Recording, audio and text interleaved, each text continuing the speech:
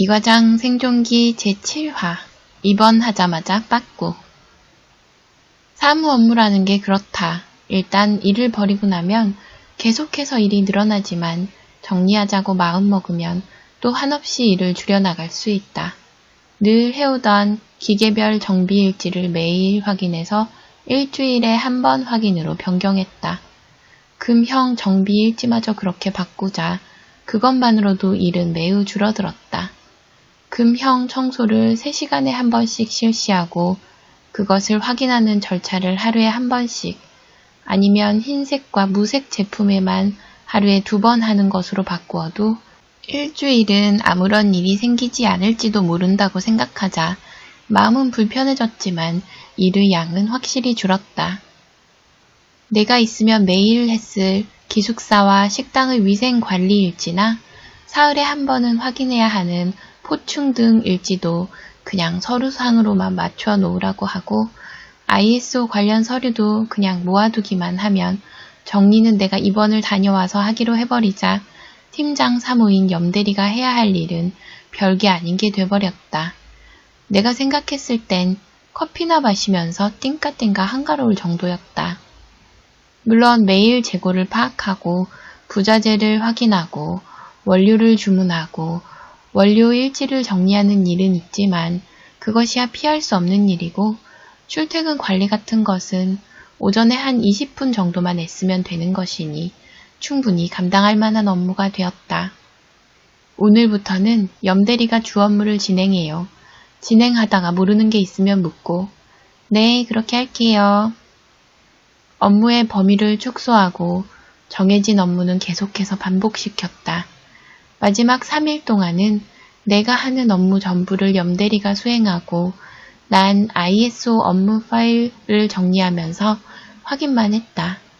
평소 내가 하는 업무의 절반도 되지 않는 양이었는데도 팀장 사무인 염대리는 하루 종일 찡찡거렸다. 더는 줄여줄 수 있는 업무가 없어서 난 팀장에게 도움을 구했지만 팀장은 회식 이후로 단단히 내게 틀어져서 나의 요청에 그냥 묵묵부답이었다.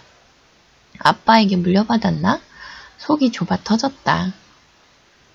어쨌거나 시간이 흘러서 난 다시 입원하기 위해 원주의 한방병원으로 향했다. 시원섭섭했다. 아마도 회사 측에서도 머리가 있다면 나의 입원에 내가 이명치료 이외에도 내가 없는 동안 나의 소중함을 한 번 더 느껴봐라 라는 것에 방점이 찍혀 있다는 것을 알 수 있을 것이었다. 벌려놓은 일은 많았다. 적어도 우리 공장에서 일어난 일이라면 모두 알고 있는 나조차도 새벽에 시작해서 밤까지 쉼없이 일해야 겨우 맞춰나갈 수 있는 업무량을 아무리 줄여주었다고 해도 이제 막 공장에 출근하기 시작한 팀장의 사무나 사무 업무에 내내 서툴러서 욕만 먹다 기계 쪽으로 빠진 팀장이 따라갈 수 있을 리 없었다. 어쩌면 그렇지 않으면 좋겠지만 납기지체나 불량 반품이 생길지도 몰랐다. 병원 생활이 익숙하지는 않았지만 이번에는 노트북을 가져왔다. 난 이번 기간 중 업무를 총괄하기 위한 인터넷 카페를 하나 만들 생각이었다. 공용 문서함을 그대로 인터넷으로 옮겨서 자신이 처리한 업무를 바로바로 인터넷 카페로 올려서 외부 활동이 많은 실장이나 사장이 바로바로 카페에 접속하기만 해도 현재의 회사 내부 상황을 알 수 있게 하려는 게 목적이었다.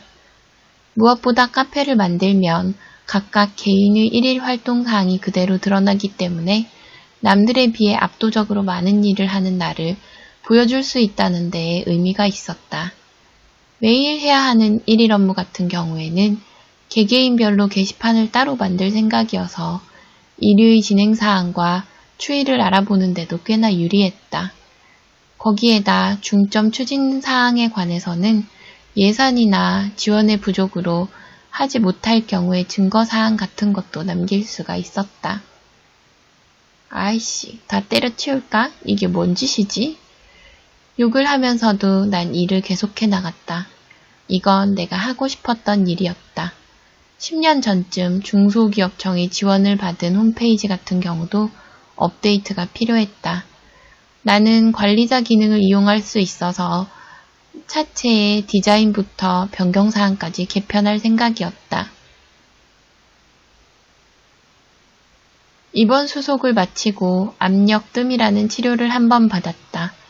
귀가 멍했는데 뭔가 뜨거운 기운이 귀 안으로 파고드는 느낌을 받았다. 1시간 정도 치료를 받고 나자 몹시 지쳤는데 지친 가운데서도 노트북에 카페의 구조를 메모하며 연구를 계속했다. 과장님 어떠세요? 좀 괜찮으세요? 네, 좀 지치긴 해도 치료받는 기분은 들어서 좋아요. 회사는 별일 없어요? 모르겠어요. 전 2층에만 있어서요. 좀 우왕좌왕하는 느낌이던데요.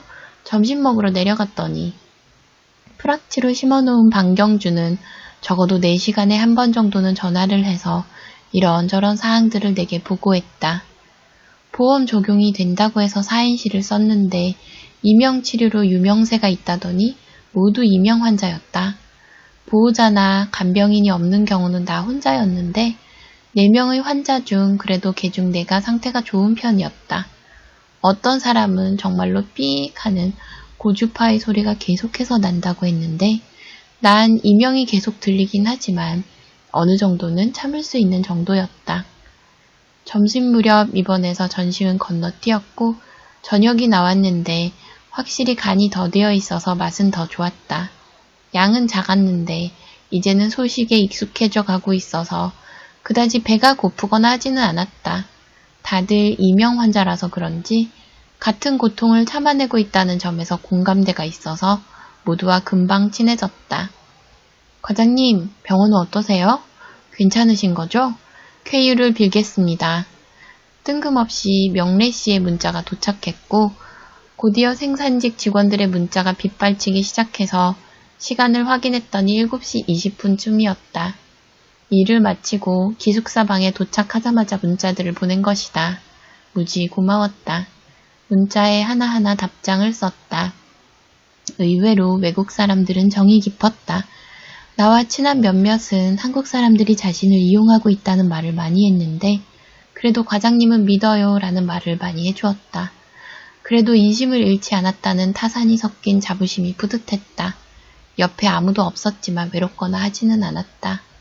매일 아침엔 기본적인 검사를 해야 하니 12시 이후엔 먹지 말라는 말을 간호사가 하고 가서 그 전에 뭘 좀 먹을까 하고 매점 겸 편의점으로 갔더니 땡기는 먹거리가 없었다.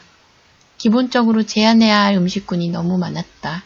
과자류나 탄산음료, 당분이 많은 음식, 카페인이 함유된 음식들에 짜거나 매운 음식도 좋지 않다고 해서 도무지 먹을 만한 것이 없었다. 편의점을 두어 바퀴 돌고 나서 내가 선택한 것은 헛개수였다. 500ml짜리 헛개수 음료를 들고 병실로 올라왔더니 보호자를 포함한 사람들이 많아서 쏘는 김에 쏘자 싶어서 헛개 음료를 한 박스 사서 각 개인에게 돌렸다. 고맙게 받는 사람들도 있었고 헛개 자체를 먹지 않는 사람도 있었다. 그러고는 좀 일찍 잠이 들었다. 이상스럽게도 잠이 쉽게 들었다. 나는 극단적으로 잠이 없는 사람이다. 예전부터 그랬었다. 나는 필요한 때에 필요한 일을 하는 인간형이었다. 내가 배가 고프기 전까지는 무엇을 먹지 않았고 졸리기 전까지는 잠을 자지 않았다.